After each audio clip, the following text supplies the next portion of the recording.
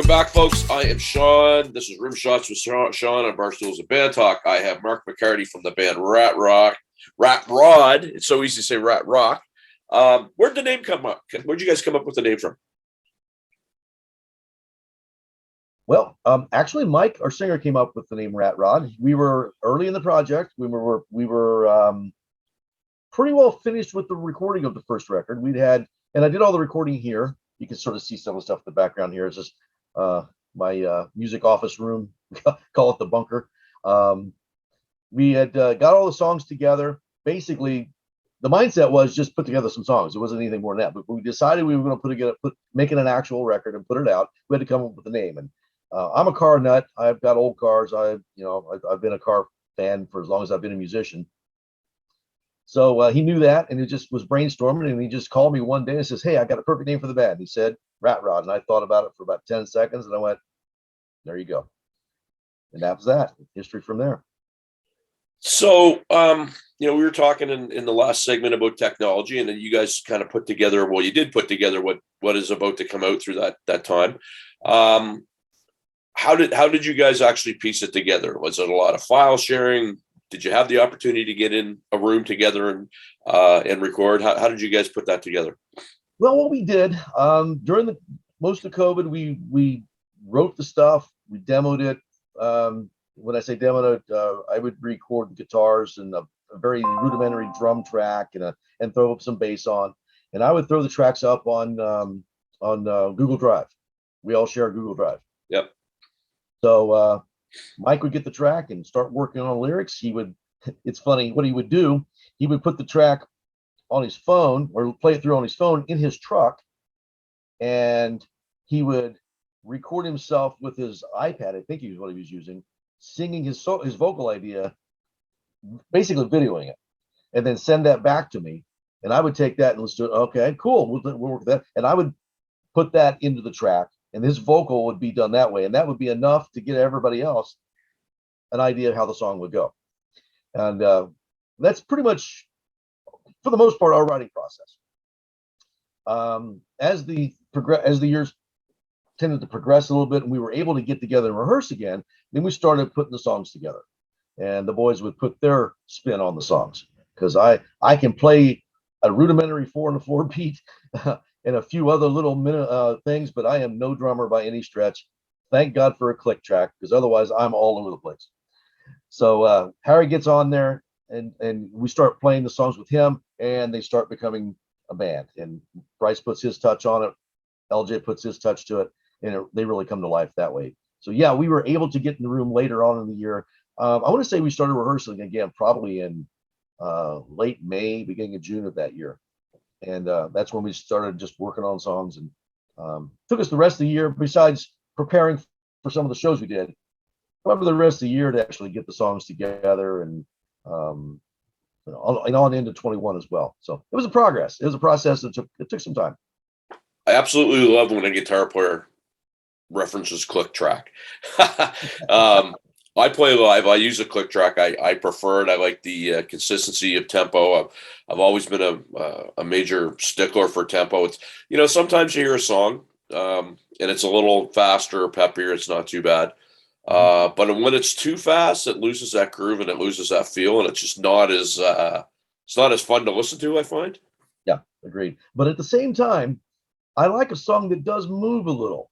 Yeah. Have some maybe up and down a little bit, that breathes tempo wise. I think if you get stuck in that click and don't move from it, it can be a little robotic unless you've got a drummer that can weave in and out of that a little bit. Yeah, I kind of learned to do that because a band that I played in years ago, I was the only one that heard it. And you would know if you're hearing the click track and nobody else is, and you're trying to keep everything going, you're weaving and you're bobbing. I mean, it's just the way it's going to go, right? Yep, absolutely. So, you got your albums ready to come out. How many songs are going to be on the record? There will be 10. Okay. And you said no ballads, which nothing wrong with that.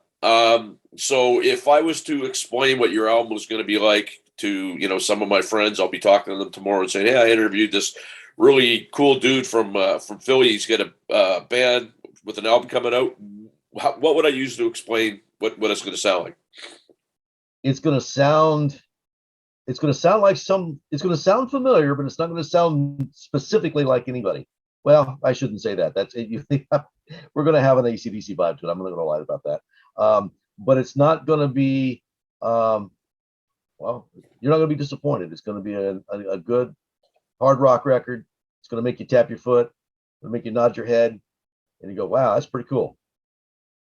And yeah, like when I was listening to the tunes when Dave sent them to me and I was on your website, similar to AC/DC, you listen to them, you guys aren't splitting the atom. You're not coloring outside the lines.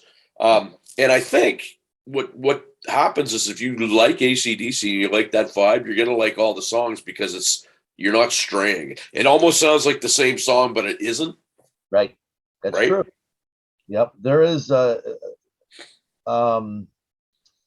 I like to when I put together a collection of songs, I like to consider a theme, and the theme could be lyrical or the theme could be musical.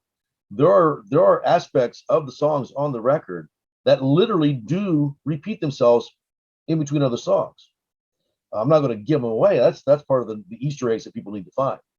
But I might play or might have written a chord progression for one section and use a similar chord progression again on purpose, not because, oh my God, I just copied myself. No, I purposely do that to create the theme, to create the connection throughout the songs, to make it an album. I still think of albums. I don't think of individual songs.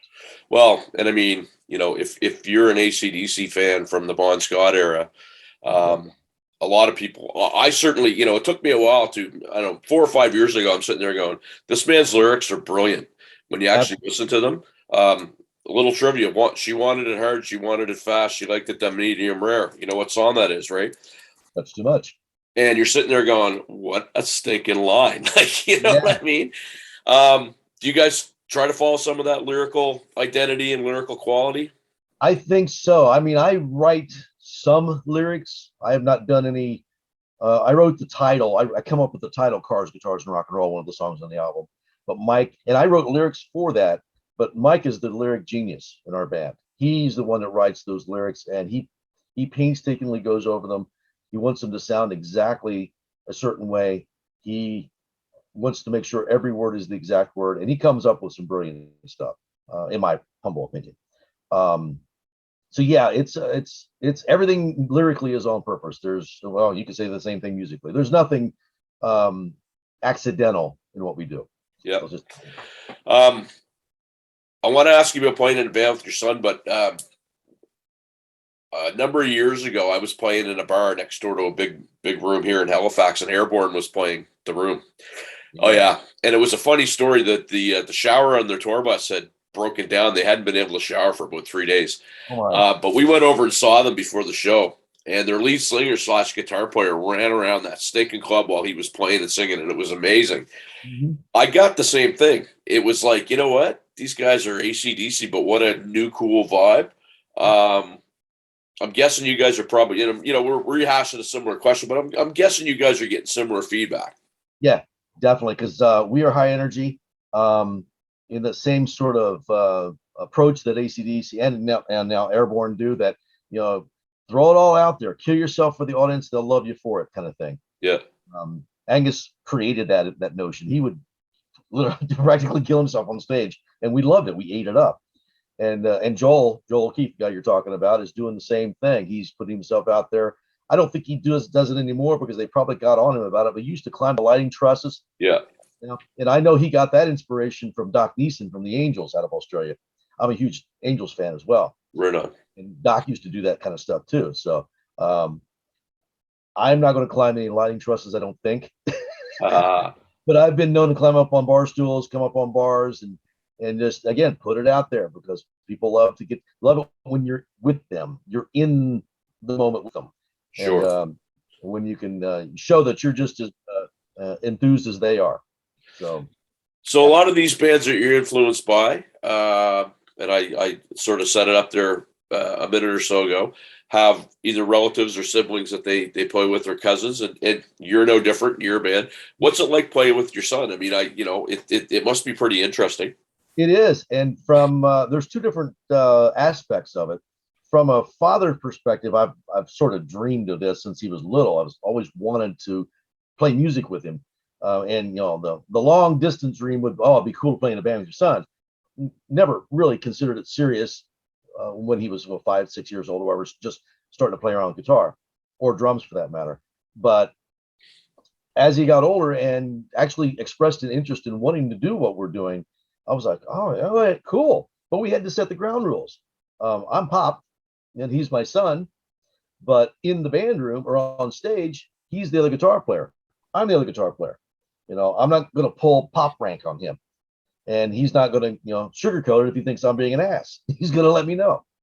So we had to set those ground rules, collectively or together with each other, and it's working out really well. And we have a hell of a good time. And just like siblings play together in a band, he and I have a musical connection, and you can sense it. We do lock in quite well, so it's a lot of fun. And I'm guessing one of the ground rules was, when we're out playing at a bar, you cannot ask me borrow money from me. That's right. Yeah, I've got a son too, so I know what you're talking about. Yep. One of the funny things we've been doing here lately is when people realize that we're father and son, I'll joke around and say, "Yeah, he's my dad." Fair enough. Want to do something fun here before we wrap. So we covered, you're influenced by AC/DC, all that good stuff. I want to do maybe a quick 4 or 5, hit you with something and see what your responses are. So all those influences aside that we've already covered, who would be your biggest influence beyond that? Beyond that, James Hetfield, Metallica. Nice. Okay. Band. Just so I don't repeat myself, because I'm just going to I'm sort of giving you a bit of a rundown. It would be Overkill. I love Overkill. Oh, very nice. Very nice. Great band. Yeah. The last concert that you were to that absolutely blew your mind. It's funny because it's been a few years now, and it was just before Rat Rod formed. Bryce and I went and saw Airborne and The Wild down in Baltimore. Nice. We went to see Airborne. The Wild freaking stood me on my ear. Awesome. I love those guys, and I wish they would come back to the States. I'd go see them again. And tonight, by the way, that the stadium tour with Motley and Def Leppard starts, we're getting absolutely zero compensation for plugging, but we will anyway, because we're excited that after 2 years, it's finally on. If you could jam with one band outside of all those guys that you've already, you can rehash, but if there was one band that I said you can jam, who would it be?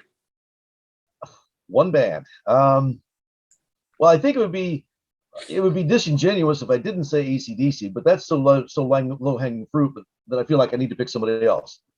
So I'm going to go out and I'm going to tell you an influence of mine that I think it would be awesome to jam with. Rose Tattoo. I would love to hang with Angry. That's a great one. You had mentioned something earlier, and I call it the Spotify generation. I gave this example a while back. So Slippery When Wet, which was a huge album. If it had come out in the age of Spotify, I probably wouldn't have discovered the second side of that album, which was probably my favorite side of that album. All the hits were on the first side, obviously, except for, the ballad. And I think today, a lot of those kids, they don't go looking for the deep cuts, right? They go looking for the hits. Yep. I think you're exactly right. The album mentality, unless it's a subset of folks that are into vinyl, which that is a growing thing still. You're right. If you're just talking streaming, you're just talking, pick a song and play it. You're right. They're not thinking about the side B of things. So, and it's very unfortunate because I think a ton of records that the side B's, like I've got the 50th or the 40th anniversary of Scorpions Blackout up here. Yeah. The second side of that, is amazing to me. And people I don't think they're encouraged to go out and look for that anymore. No, it's a different mentality nowadays. It's a real shame. That whole process of grabbing the album and looking at it and going through the artwork and listening to it, putting the headphones on and studying the sound that's being created. That's gone. Now it's disposable. Nobody owns music anymore. They just use it and throw it away. It feels like it's kind of a bummer. Yeah, and it's funny. They were. I read a thing today where if you're a huge band, you're making money off your albums because you got a back catalog that still might sell, and streaming is fine. Somebody was complaining about the fact that Motley's selling merch for $50 a t-shirt. And it's like, well, hey, guess what? You have the choice to buy it or not, but that's how they make money these days, right? I was going to say, you can choose not to buy it. They got to eat. Right. So, Absolutely. records. Nikki needs another house. Yeah. So I'm going to try to get John Marchua, our CEO from RFL. I'm going to send him a text when we're done here. I'm going to see if I can get him out to your show next Friday. I think that would be cool. Yeah. Tell our viewers, our listeners, where they can find you guys, where they're going to find your tunes, find out about your band. Sure. The easiest one-stop shopping is ratrodrocks.com. That's our website. That links you to Spotify, links you to YouTube, links you to iTunes, Instagram, Twitter, Facebook. If you want to go directly to those places, you could go to Facebook, Rat Rod Rocks. You could go to Instagram, Rat Rod Rocks. Same with Twitter. Well, we don't do a whole lot on Twitter, but we are there. Search Rat Rod on Spotify. Same with iTunes, etc. I mean, but our webpage, ratrodrocks.com, will take you to all of that. Well, Mark, I'm glad that I was able to finally get my crap together to get this done. This was a lot of fun, man. And through this little podcast that actually started out of a pandemic, it was just a fun thing. I've had the absolute pleasure of meeting people all over the world. Now I get to say that I have some friends in Philly that if I'm driving through there, I can knock on the door and go have a beer with. Absolutely, anytime, man. Let us know you're in town. We'll have a good time. Sooner rather than later, my friend. Thanks so much for doing this. Best of luck. We'll keep an eye on you guys. We'll see what you're up to. And all the best. Got it, man.